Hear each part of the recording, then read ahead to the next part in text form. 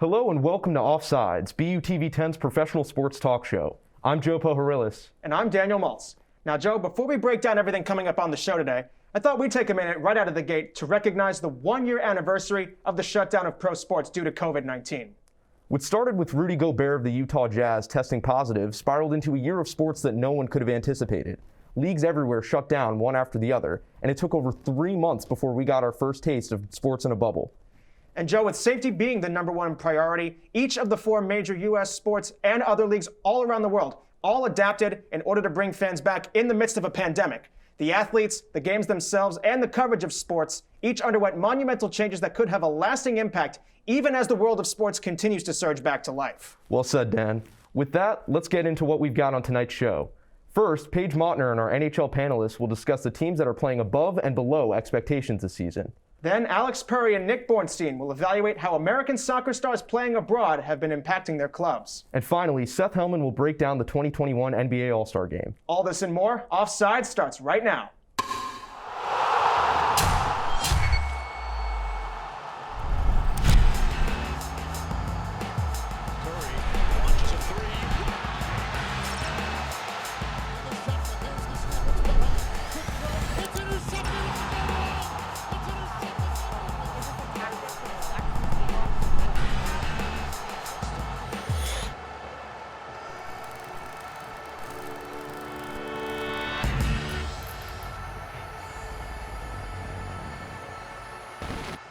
I'm Paige Mottner, joined by our analysts, Harrison Friedman, Tyler Carroll, and Jared Kaplan to talk hockey.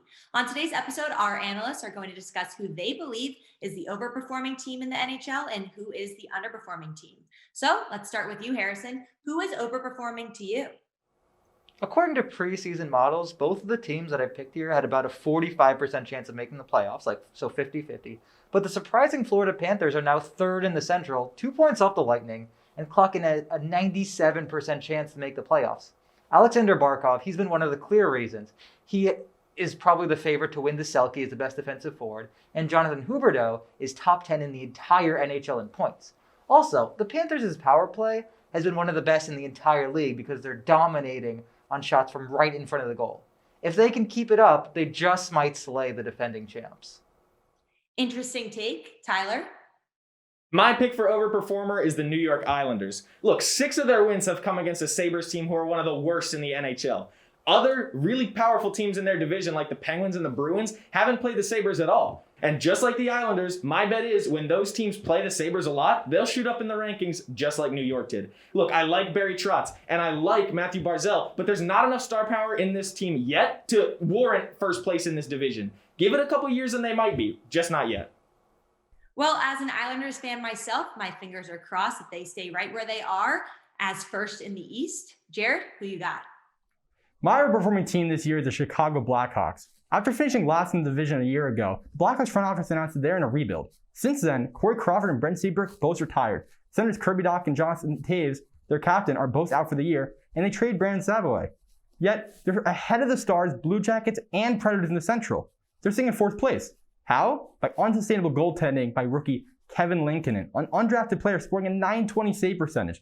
I'm happy for them. I really am. But I just don't see it continuing for very long. I think they're going to slip.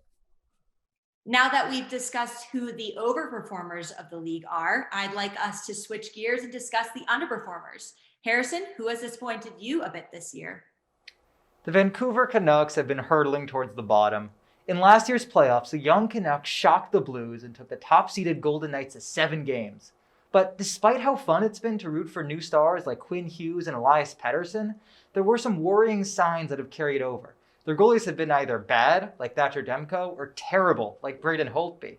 Plus, they shoot less often than nearly any other team in the NHL, which is unfortunate because they get great looks when they do shoot. Without a serious infusion of depth and better goaltending, the Canucks will remain a massive disappointment. Tyler, who has disappointed you this season so far? My pick for underperformer is the Dallas Stars. This is not the Stars team that made the finals last year and pushed the Lightning to 6 games. Literally, it's not. Tyler Seguin and Ben Bishop haven't laced them up yet this season due to long-term injuries. When they return to the ice, the Stars will regain their championship caliber. They've also played 5 less games than most of the other teams in the Central, and they're only 10 points out of the playoffs. I definitely have the Stars making the postseason despite where they sit right now in the standings. We have BU hockey alum Jake Ottinger in net for the Dallas Stars, so hopefully they can turn things around come postseason time. Jared, who do you have? My pick is the Calgary Flames, who currently sit sixth in the North Division. Thankfully for them, Jeff Ward, their head coach, has been fired, and their former head coach, Daryl Sutter, is back. I believe this will have a similar effect for the Flames that it did for the Dallas Stars, when Rick Bowness took over for Jim Montgomery last year and led them all the way to Stanley Cup Finals. They're only 2 years removed from being the best team in their conference, and they have an elite goaltender in Jacob Markstrom coming from the Canucks. I expect them to compete for that third spot in the North starting now and push for the playoffs. Well, thank you all for your takes, especially your hot takes, and we hope that you at home enjoyed this episode of Offsides.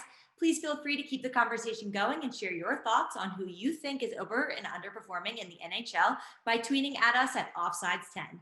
Now on to you, Alex and Nick, to talk some soccer.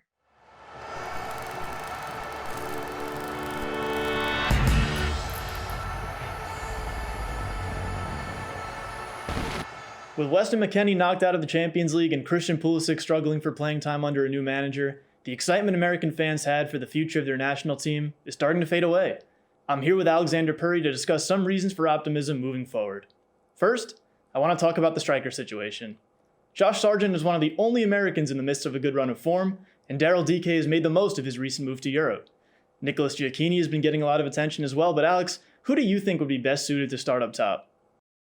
This is an easy one for me. I have to go with Josh Sargent for the simple fact that between the players you mentioned, he's been playing at the highest level for the longest period of time. I think that being in that relegation battle with Bremen in the Bundesliga last year in particular was a very important stage in his development where he's had a taste of having to need to win every single game and that immense pressure on his back. You also look at how his stats line up against those of the other players you mentioned, and I think it's a pretty clear choice. I happen to give DK a lot of credit because, well, I give English football a lot more credit than the rest of Europe, but I think you're probably right.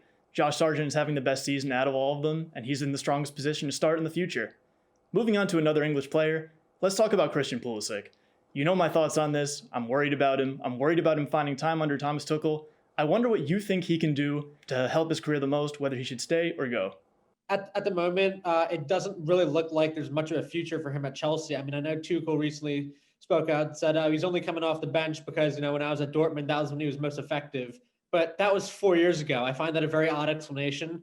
I just think that with the level of competition that he has in that team, with players like Havertz, Mason Mount, Ziyech, Hudson-Odoi, it's going to be difficult for him to guarantee himself a regular game time with that kind of competition. I think he should honestly move to a side like Leicester or Arsenal, where there is room for him. And particularly with Leicester, Brendan Rodgers has a great track record of developing young players. You look at what he did with Raheem Sterling at Liverpool, now with the likes of Fofana, Tielemans, Harvey Barnes. I think that Christian Pulisic could perhaps benefit from a move there, where he'll also be likely playing for a side that's in the hunt for Champions League football every year.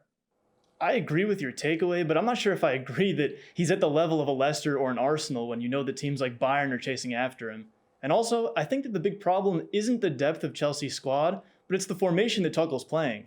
Pulisic has succeeded most as a winger or sometimes as an outside midfielder, and Tuchel's formation sometimes doesn't even use any of those players, using free-roaming cams or a main striker.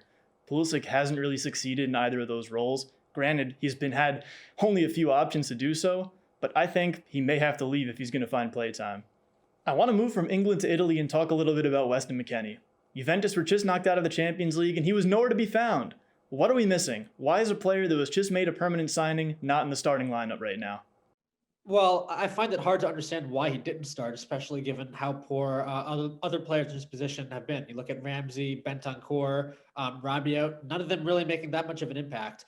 But look, I think that it's clear that Juve are in the middle of a rebuilding process. They've gone for younger players in the past few years. You look at players like Chiesa and De Ligt a few summers ago. They're in that transition year, whether or not, most of their fans want to admit it, that's the case. And look, Juve, they just obviously exercised their right to buy him on a full-time deal. Andre Pirlo has been full of praise for him. So I think that by all indications, it looks like he's going to have a big part in that, in this sort of rebuilding project that's going on at Juve. The time's just not right at the moment, but he will definitely get there. I'm very confident of that.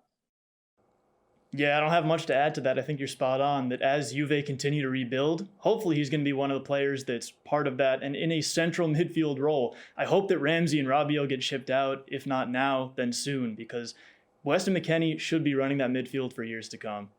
Hopping across the pond now, there have been so many players that have made the jump from MLS over to the major European leagues.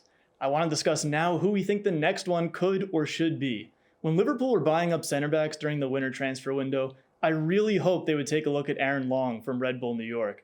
It didn't happen. They made some questionable decisions on that front, we should say. Alex, I'm wondering, number one, what you think about Liverpool's purchases over Long and who you think should make the jump across the Atlantic Ocean. Well, I mean, I think Liverpool made the right move in going for Kabak, a player who's obviously, least experience on a European level so far. And you look at how he's performed, just having to step into that side that's, just missing all of these defenders. I think he's done pretty well. So I think that was the right move. But for me, I would like to see Walker Zimmerman make that move to Europe. MLS Defender of the Year last year. You look at Nashville finishing with 11 clean sheets, the second most in the league. Looks to me as if he's ready for that next step. As much as it pains me to say, you're probably right. Ozan Kabak was more suited for that role, having had some experience in major European Cup competitions. But thankfully, the World Cup is still a year and a half away, so the US MNT has plenty of time to sort out all of these issues and put their best foot forward in 2022. That is, if they qualify for it. Over to you, Seth.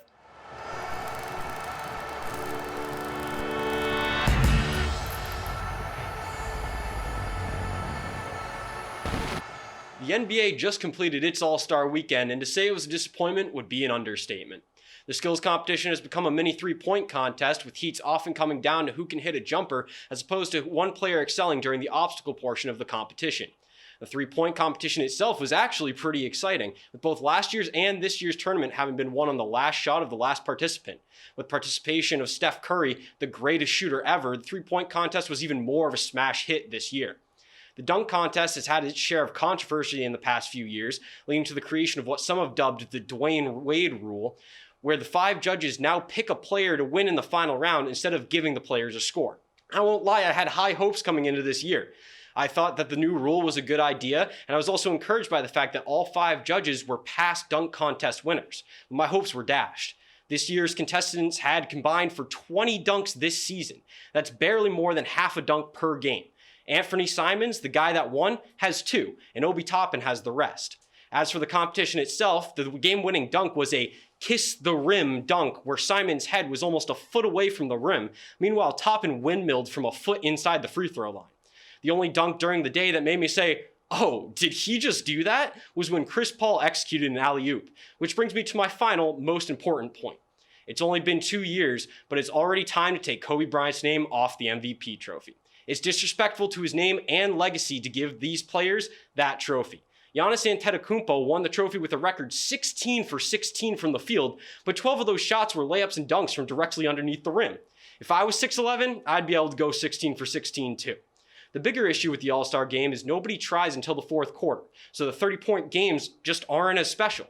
Kobe always went 100% in the All-Star game, and to have the award at the end named after him but given to someone who didn't try, it's a disgrace. You want my advice? Make every quarter a game of 3-on-3 to 24. You still have captains and still have the draft, but guys only have to play 10 to 15 minutes, avoiding players like LeBron James sitting out the whole second half. Plus, it builds up to the fourth quarter where the captains would go head-to-head. It'd be more competitive, more entertaining, and it'd bring the players back to their playground roots. If you want to keep Kobe's name on the trophy, that's fine, but do something so that the players actually try, especially defensively, and you don't do a disservice to his memory.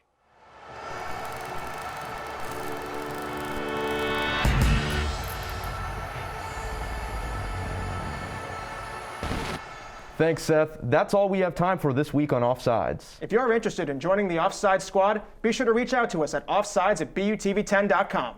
Can't wait until next week for more coverage and hot takes? Make sure to like us on Facebook and follow us on Twitter and Instagram at Offsides10. On behalf of our entire cast and crew here at Offsides, we thank you for watching and hope you have a great night. Curry launches a 3.